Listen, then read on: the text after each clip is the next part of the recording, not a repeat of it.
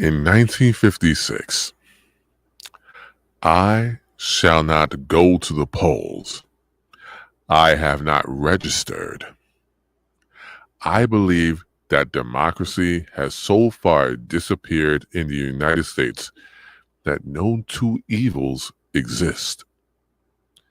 There is but one evil party with two names, and it will be elected despite all I can do or say.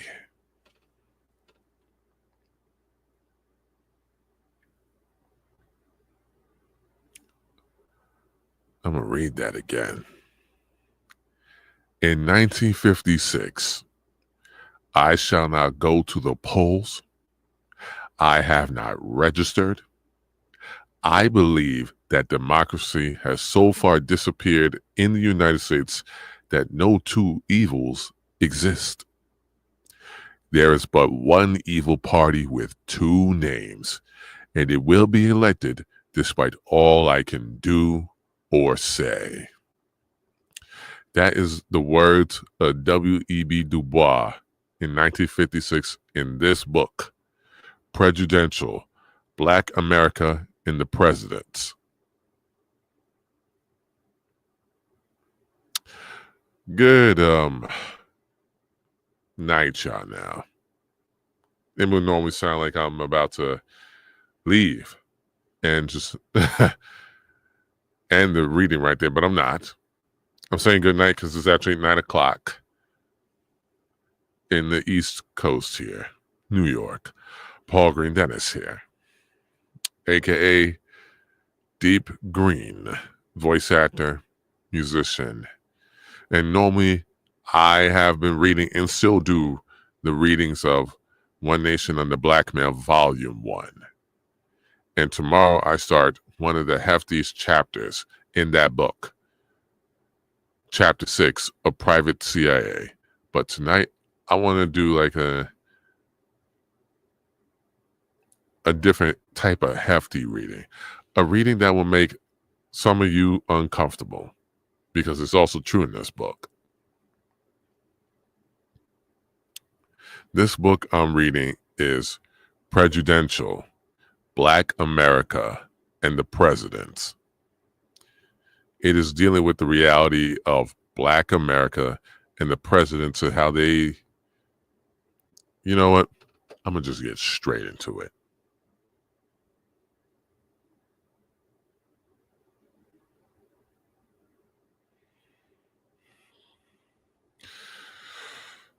Let me start the epilogue.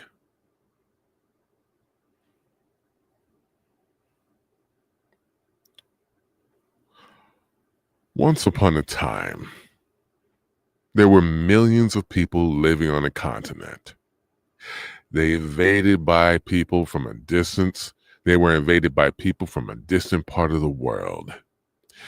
These newcomers killed the inhabitants via military attacks, infectious diseases, and outright theft of their lands. The invaders also kidnapped other human beings from yet another part of the world and enslaved them on the stolen land. More than 200 years after the invaders appeared, there was a war that ended slavery, but accelerated the extermination of the indigenous residents. More invaders came until they had claimed the entire continent. The political and economic system of this land was built on these crimes. These are undeniable truths of American history that can be asserted and summed up briefly, but the devil is always in the details. Americans like to think of themselves as exceptional people bound together by noble ideals. This belief is challenged, however, when history is taught more honestly and fully without omitting facts or telling outright lies. Children attend schools named after them. There are monuments dedicated to them in every state. They have their own national holiday, President's Day, which presents an opportunity for the country's virtues to be celebrated. We are conditioned to feel a deep connection to these men hundreds of years after some of them have died.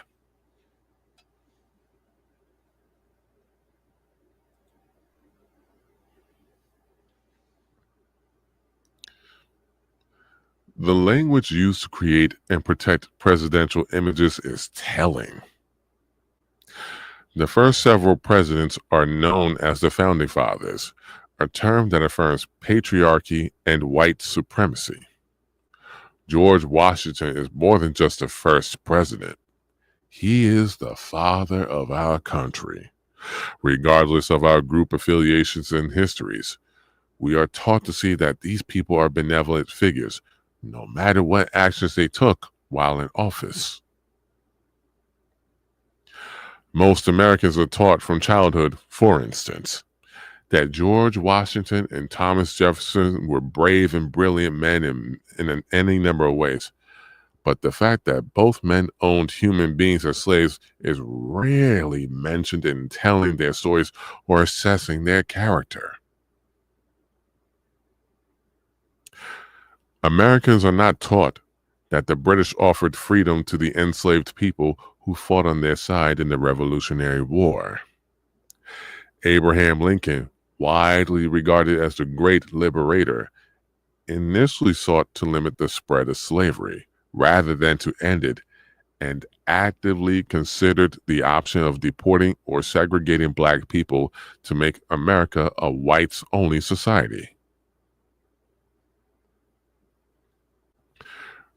Franklin Roosevelt and John Kennedy are considered to have been good for black people, even though they constantly feared antagonizing Southern segregationists, and failed their constituents. It is particularly difficult to write about America's history without giving in to the notion of patriotism, which includes suppressing certain narratives. Even those who think of themselves as progressives base their arguments for systemic change in terms of obedience to the cherished myths of great men. Despite claims to the contrary, Americans are highly indoctrinated in the belief of American superiority. Though the democratic progress usually amounts to a series of compromises and incremental steps, emphasizing only those facts of history that make our great men look good, undermines the creation of the sense of inclusion and understanding necessary to improve the lives of all citizens.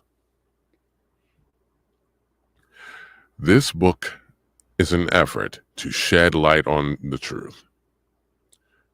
George Washington didn't have wooden teeth, as is commonly believed, but he did take teeth out of his slaves' mouths. He may not have chopped down a cherry tree, but when Philadelphia became the capital of the United States, he deliberately rotated his slaves out of Pennsylvania so as to avoid their becoming emancipated, as the law would have required.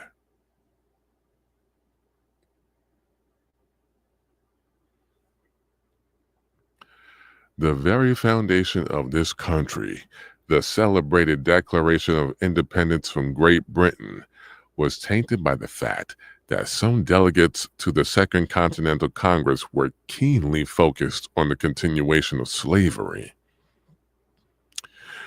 The case in which James Somerset, who was brought to London by his Bostonian slaveholder, was freed in 1772, threatened the future of slaveholding in the 13 colonies. He won his freedom based on the argument that the law of England did not support slavery. Many feared that the president might cheat an honest American of his slave. All of the men who became president were able to reach that high office in part because they swore allegiance to American ideals that were built on tenets of conquest and enslavement. These truths are self-evident. The founding of the United States continued the conquest and genocide of the continent's indigenous population and protected the practice of slavery. The legacies of predatory capitalism and anti-Black racism are a huge part of our collective story. None of this is ancient history that can be dismissed in the 21st century.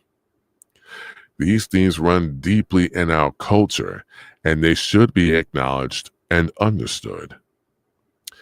Aristotle said, "If liberty and equality, as thought by some, are chiefly to be found in democracy, they will be attained when all persons alike share in government to the utmost." More than 2,300 years later, we're still not there. Americans need to recognize the malignancies that have threatened the healthier aspects of our shared history and continue to do so. If we are ever to have the opportunity to be fully realized as human beings, capable of living in peace among ourselves and the rest of the world, then we need to be honest with ourselves. To the extent that our leaders embody aspects of who we are as a people, studying how each president has participated in our nation's complicated and often shameful treatment of Black people is as good a place as any to start.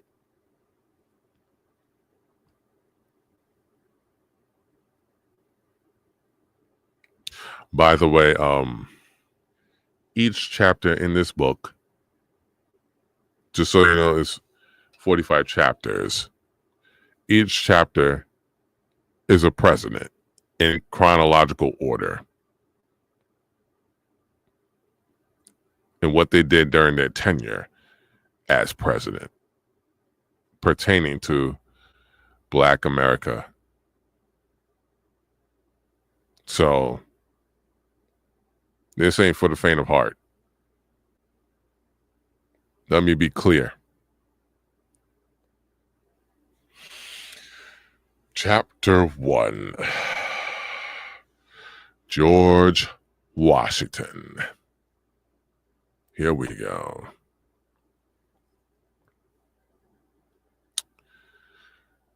Children learn in school that George Washington's false teeth were made of wood. That is not true. Some of his dentures were made of ivory and metal, but some of them came from the human beings he owned. Washington became a slave owner at the age of 11 upon his father's death. He increased his wealth in 1759 when he married Martha Custis, a widow who had nearly 300 slaves, of which more than 80 were dower slaves, meaning they were granted to her upon her husband's death.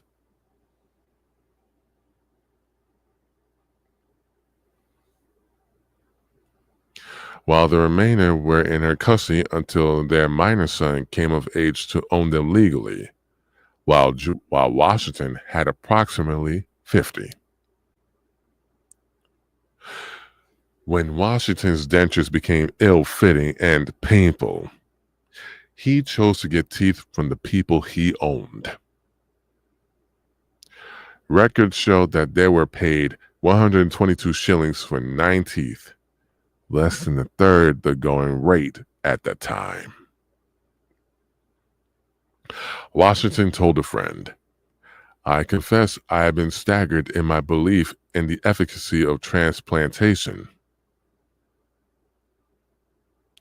The payment didn't diminish the terror for the chattel. The fact that Washington owned other people at all was a crime, and a grievous one at that.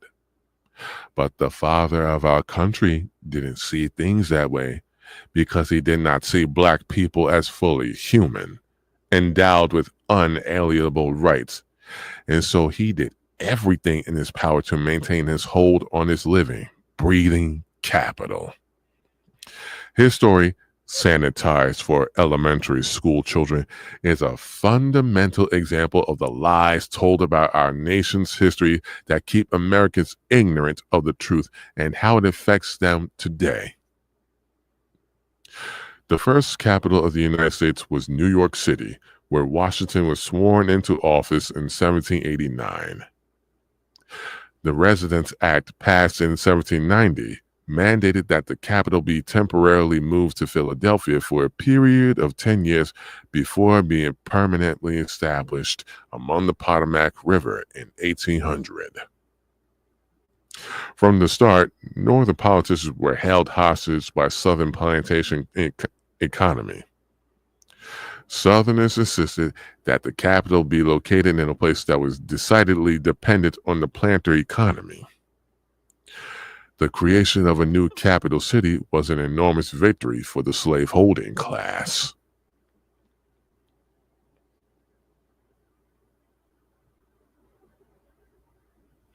Their peculiar institution was granted physical protection and the imprimatur of a government built to ensure its survival. A central political principle in the early days of this country was the maintenance and protection of the slavery system.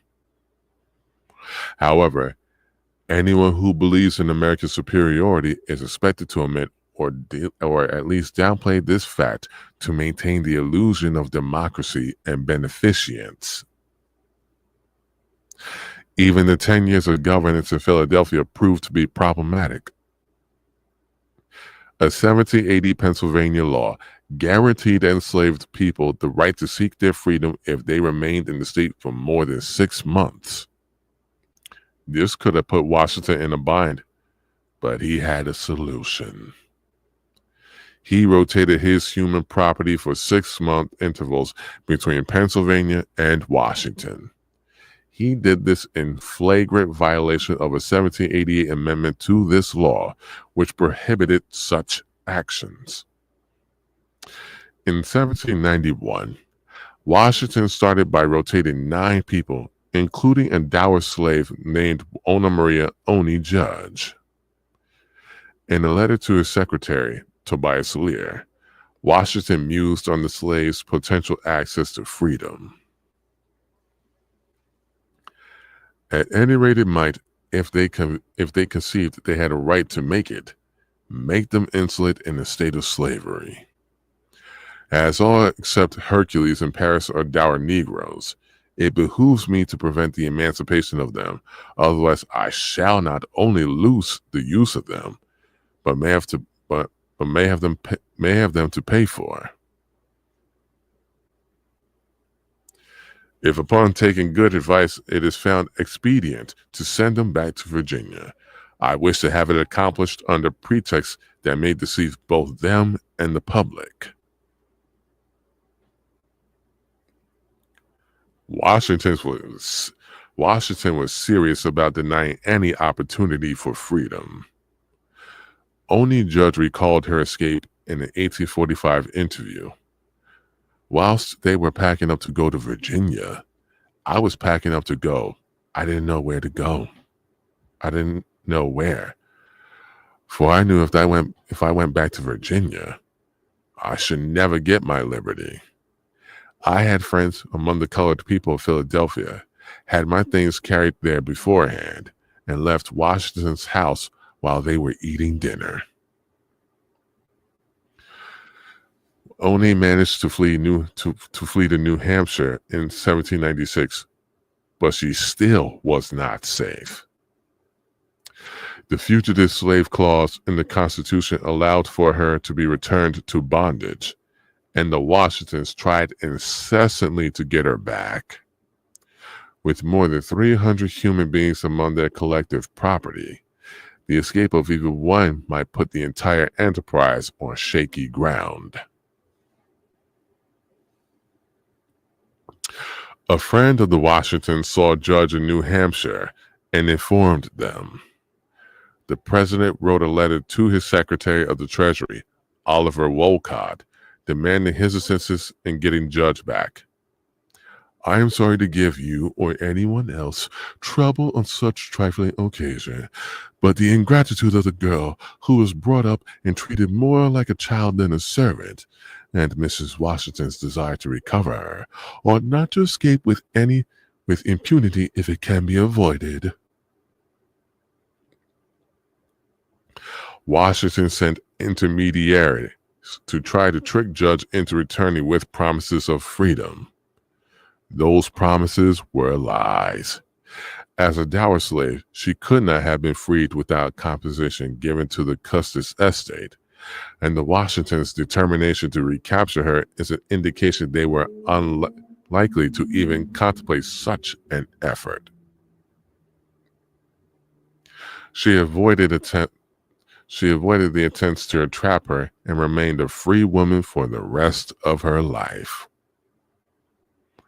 Not only did Washington not allow any of his slaves to go free, but he also did not countenance other white people doing things that might lessen his hold on this property.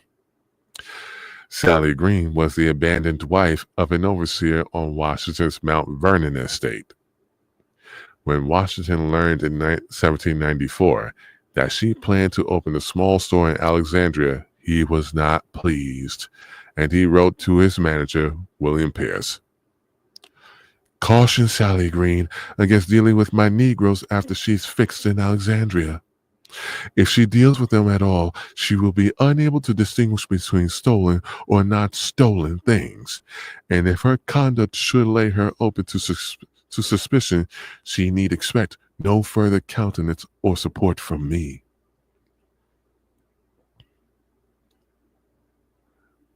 A great irony exists in the fact that Washington is now the blackest surname in the United States. 90% of the Washingtons in America are black people. It is not clear how many of them may be descended from Washington or the enslaved people on his estate. Booker T. Washington claimed to have chosen the name randomly when he was a child. Most of the ancestors of today's Washingtons probably chose the name as a way of identifying themselves with their country. A major irony in the face of what black people have had to contend with throughout this country's history. Washington would express some reservations about slavery, exclaiming at one point he wanted to be quit of Negroes, yet he never freed any in his lifetime. He did not have the right to free Martha's dower slaves or those who belonged to the estate of her first husband, Daniel Parke Custis. But in his will, he did agree to free those he owned after Martha's death. This left his widow, Martha, afraid that she could be killed by people who would gain their freedom if she died. Abigail Adams said as much after a visit with her in 1800. In the state in which they were left by the general, to be free at her death, she did not feel as though her life was safe in their hands, many of whom would be told that it was their interest to get rid of her. She therefore was advised to set them all free at the close of the year. Martha decided to manumit or free the slaves belonging to her late second husband, George Washington. But her dower slaves, those she received from her first husband's estate, never gained their freedom. Upon hearing her death, they were dispersed among her grandchildren, splitting up numerous families in the process. Washington was followed in the office of president by 11 other slave-holding men, 7 of whom owned slaves even while holding that office. Their slave ownership was not incidental to their achieving the highest office in the land, but was inextricably linked to that fact. Slaveholding was profitable. and it is logistical that the elite classes of that time would be represented in presidential contests. The United States was committed to maintaining this institution, and whether Northern or Southern, no president considered ending the practice until Abraham Lincoln was forced to confront the matter in 1861. And that is the end of Chapter 1 of Predjudential, Black America and the Presidents.